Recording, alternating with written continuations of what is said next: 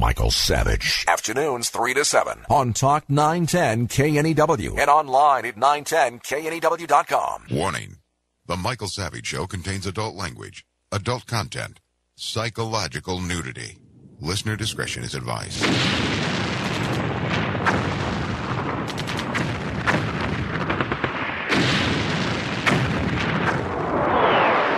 And now, America's most exciting radio talk show, The Savage Nation. Here is Michael Savage.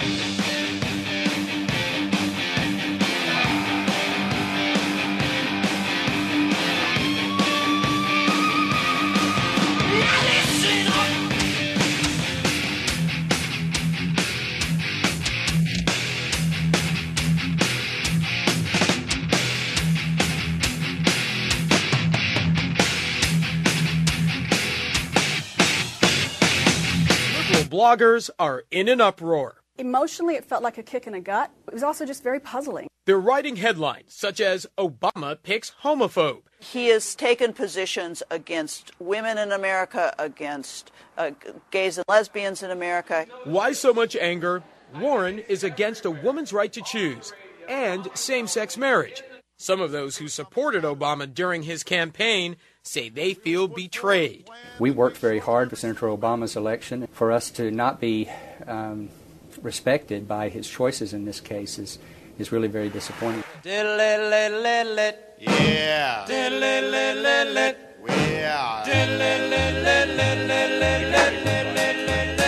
Oh, little girl of mine.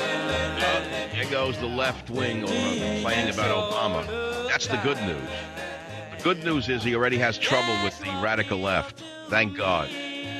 Who knows? Obama could turn out to be a better president than Bush.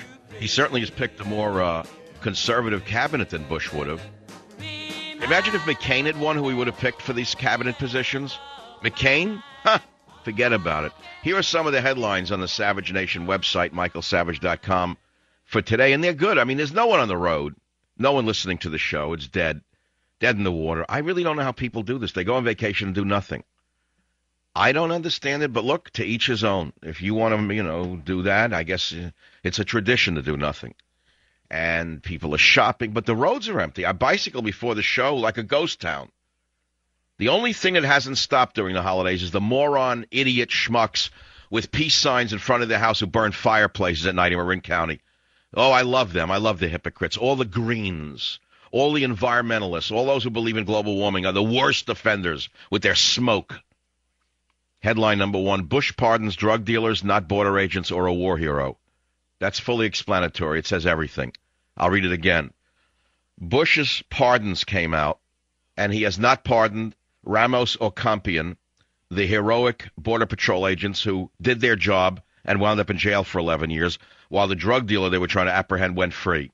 He did not pardon Randy Duke Cunningham, a Vietnam War ace, but he did find time to pardon many others, including those who were possession of an unregistered firearm, distribution of cocaine, another gentleman who conspired to harbor and transport illegal aliens, another fine human being who imported and caused to be imported marijuana.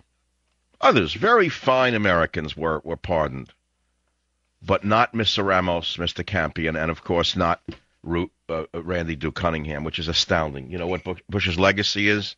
Bush's legacy is Bush's legacy. The shoes in Iraq are Bush's legacy. It said it all.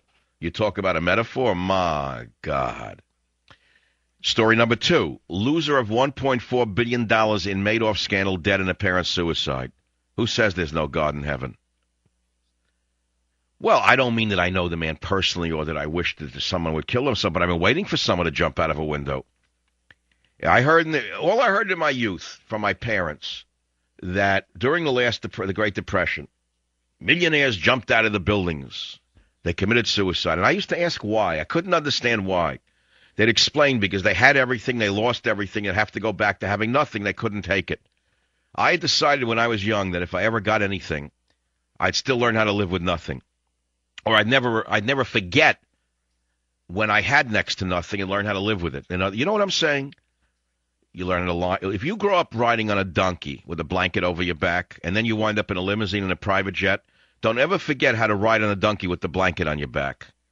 Okay? And don't ever forget you rode the short line bus to Monticello. You're in a Gulfstream 3, wonderful. Remember, you took a short line to Florida with your friends when you were 18 with chicken bones in the aisle, and you loved it. You had more fun in the Greyhound, the short line, and the Greyhound than you did in the Gulfstream. Go figure that out. Speaking of which is the next story. Acorn and Soros linked to Franken vote grab in Minnesota. I'm shocked. A good, upstanding American like George Soros, a patriot like him, would try to steal an election for a comedian? Topic number 73,925 for the year. From the London Telegraph on michaelsavage.com. Pope says humanity needs saving from homosexuality. Shocking that the Pope believes in the Bible. How dare he offend gays like that? How dare he get offended at the blurring of the distinction between male and female, which he says could lead to the self-destruction of the human race? How dare the Pope remember God's teachings? What kind of man is he?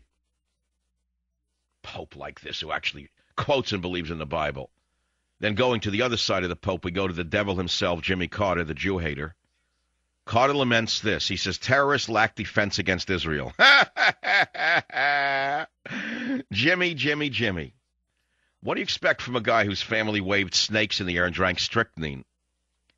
He says that Hezbollah, the terrorist organization, lacks missiles to defend itself from Israeli aircraft. That's Jimmy Carter for you. On the right side of the website is Kennedy declines to make financial disclosure. Can you believe this? Yeah, it's a Kennedy. Her uncle is Chappaquiddick Ted. Of course she won't disclose who and what. She won't provide variety of basic data, but she wants to be senator. You hear this? She learned pretty good at her uncle's knee. Let me go down the list. What else do we have? Muslim men found guilty in plot to kill soldiers. Your newspaper said men and left out their names and their pictures. Your newspaper said a federal jury in New Jersey found 5 men guilty of plotting to kill soldiers at Fort Dix, but didn't show their faces or their names. They want you to think that they were right-wingers who were plotting. Princeton physicist calls warming science mistaken. In 1993, he testified before Congress that scientific data didn't support fears about the ozone hole and global warming. That's in 93. You hear? And he's a Princeton physicist. He's not a hack from the United Nations. Those are some of the stories that I would like to discuss today on the Savage Nation. 1-800-449-8255. Or if you rather, I read from Love by the Sewer Plant. When pasta was spaghetti. Talk about One-Arm Frank's foul breath. Or we can read along about Tippy dies and is thrown in a garbage truck for all of you who've gotten your over 20,000 copies now of... would you believe this? All on my own. 20,000 copies of Psychological Nudity. That's without a bookstore. That's without Oprah Winfrey. You know, they say that you can't publish a book unless Oprah approves of it. You know what? I wouldn't go on Oprah's show if she invited me on. I don't need her. I don't want her. I don't want Good Morning America. I don't want Good Night America. I don't want any television. I don't want any radio. All I want is my audience. I love my audience. My audience loves me. What more do I need? So those are some of the stories. I'm open for business. The store is open all night. If you got nowhere to go, give me a call at 1-800-449-8255. I'm here for you.